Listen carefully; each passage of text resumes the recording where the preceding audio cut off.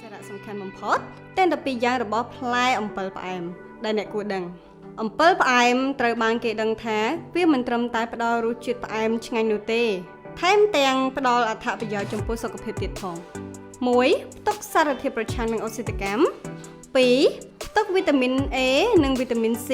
ដែលជួយប្រឆាំងនឹងរ៉ាឌីកាល់សេរី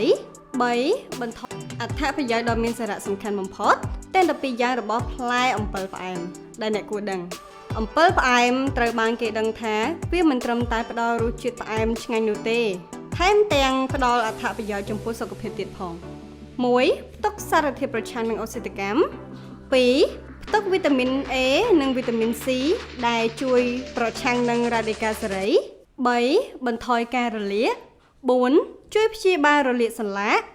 5ជួយឲ្យភ្នែកមើលឃើញច្បាស់6ព្យាបាលសក់ជ្រុះ